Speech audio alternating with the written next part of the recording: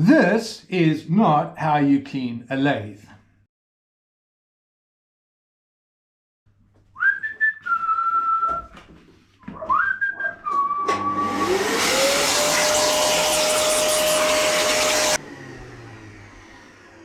Much better. So any piece of machinery, and a lathe, a milling machine, all of it, if you don't look after it, it doesn't look after you. Same thing like a car. If you don't maintain and look after a car, then it leaves you on the side of the road.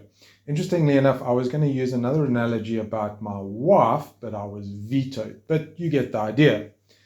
Small little lathes like this should never be blown with compressed air. The problem is the compressed air blows all the little swath and the dust into all the little sort of moving parts, and you end up with a horrible grinding paste, and your lathe just won't last very long.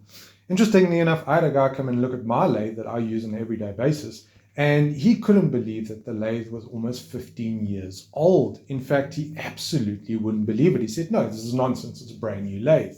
And the reason is I look after the lathe. So I clean it using a vacuum cleaner. I don't use compressed air. And basically all of the little components once a week get brushed off with all the swath and vacuumed up. And then the lathe is good to go again. I have heard people say don't use a vacuum cleaner for sort of vacuuming the swath because you end up with the vacuum cleaner shorting out and stuff like that. Well, yes, I've had that once in 15 years and I'm still using the same vacuum cleaner. All that I did was I stripped the vacuum cleaner, cleaned out that little bit that got stuck in between the stator, and Bob's your uncle, it's good to go again. So that to me is not really an excuse. So the lathe has been vacuumed, it's nice and clean. Now it becomes a maintenance job of just oiling what needs to be oiling and looking after the maintenance of the lathe. The change gears at the back of a lathe normally comes fully greased. And I typically take off of that grease and I either just drop 1 or 2 little sort of drops of oil onto the gears, and then it's fine to go again. And then that oil will just settle in and you won't get any corrosion or anything like that. The reason why I tend not to use the grease is I take off these change gears in my lathe quite a bit, and I don't really want to get sort of greasy hands, where the oil is a little bit more forgiving. One of the cool things, and I need to share this with you guys, whenever you look after something or you clean it, you sort of learn how the machine works, and there's all these little quirks with these machines. And I found this when I was cleaning it, and I quite enjoyed this. This machine has got a urgently stopping switch. So in other words, if you're using it and you're like, whoa, cook, there's a problem. I love that. These little character things of these lathes is actually a lot of fun. But anyway, moving along. I am going to show you how to sort of strip a chuck a little bit later, because a lot of people grease these chucks and that is not a good idea. So moving from one side and carrying on to the other, I just need to open this quickly. All right, so it's a good idea to take off these wipers every now and again and just give them a wipe on the back end. And then what you do is you move your carriage all the way to the other side and you just check that you haven't got anything underneath, and that looks pretty good. So that's all good. So this wiper can go back on, and I do the same on the other side. That I wouldn't do every time I clean the lathe, probably once every 2 months, something like that. That's good enough. So I'll put that back on later. Now oiling the lathe.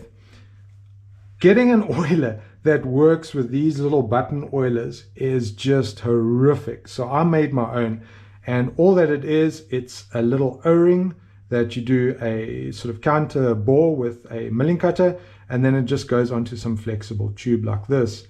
And that little O-ring is the same O-ring that I put in when I first designed this system and made it, and it's still going strong. So that works really well. And what you do is you just seal it on the little button and you give it a squirt. No mess. So all of these little buttons need to be oiled. Now my bigger lathe actually has buttons on the top of the tailstock, but this lathe hasn't got that. And you'll notice I put a little stopper in here. Whenever you clean a lathe, it's a good idea to put a stopper in any sort of Morse taper so that it doesn't get damaged. But this one, because it hasn't got the button oilers on, you're actually going to have to take it off. So if this was my lathe, I would actually drill and make two buttons the same as that, and I'd put a button there and put a button there, and the one button would be for this, and the other button would be for the shaft. So that could do with a little bit of oil, and just make sure you oil the guide at the bottom as well. That needs to be oiled. And then that screw thread can either be greased or oiled, it doesn't really matter. And then that goes back in there. Sha-na-na. Then what you do is you just oil your tailstock. And here what you need to do is you feel the tailstock on your bed and you listen. Now, there shouldn't be any grinding or anything like that. Just remember the clamp at the bottom is clamping a horrible surface. But if you push down in the bed, it should be very smooth. So this is perfect. If there was any sort of grinding or anything, this would come off and I would clean the bottom. Then all the other oilers need to be oiled every time you clean the lathe.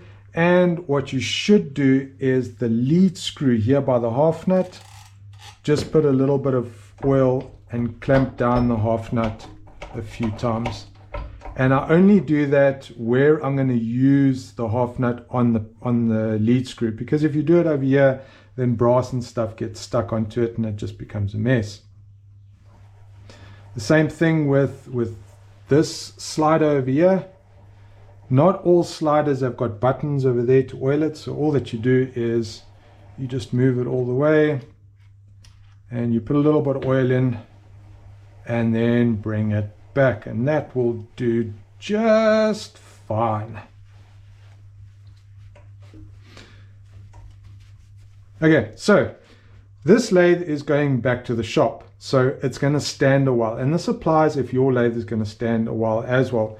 What you need to do is all the surfaces that are machined, just put a little bit of oil on the surfaces so that they don't rust, because the thing is, when you machine, you touch it and then you leave an imprint which eventually rusts.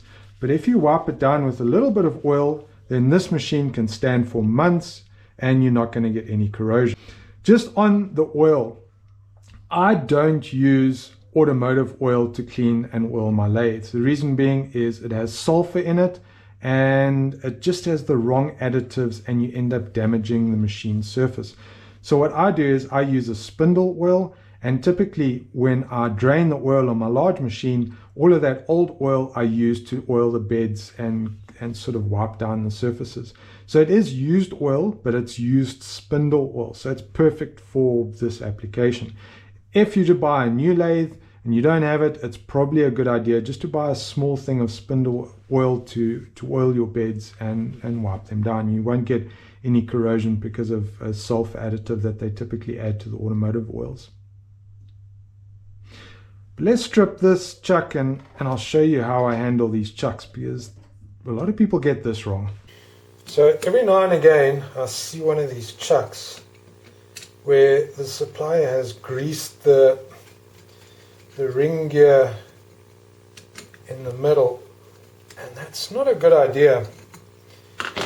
The problem is you get, especially if you machine a lot of brass, that brass gets into the back of this chuck and it just causes a big problem. So these gears shouldn't really be greased, and I don't even put oil in these gears. But what I do is I normally just flip out the chuck key pillion gear, and that's just these pins that come out, and then you have this gear over there, and then what I do is that surface over there is quite a high pressure working surface, just that end piece. So I'll put a little bit of lithium grease just at the end, just there, and then that goes back in. So I can sort that out. And when you tighten these sort of pin catches, if you tighten them too much, then you actually sometimes lock the pinion gear, so you might need to back it off a bit. And if you have to back it off and it's loose, then just put a bit of thread retaining, a light easy release thread retaining compound just to keep it there. And the other thing I normally do is I do put a little bit of oil just on that surface over there, the middle ring surface, because that sometimes does stick a bit. So I'll just put a little bit of oil there, and I let that settle in there.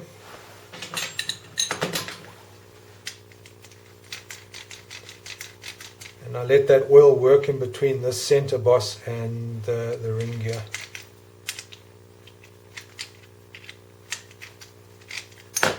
Now I'd already cleaned out this chuck before I started using the machine, but all of the grease on the inside you can take out, and you can leave these gears without any grease or any oil or anything, because the problem is stuff does get in here and you really don't want that.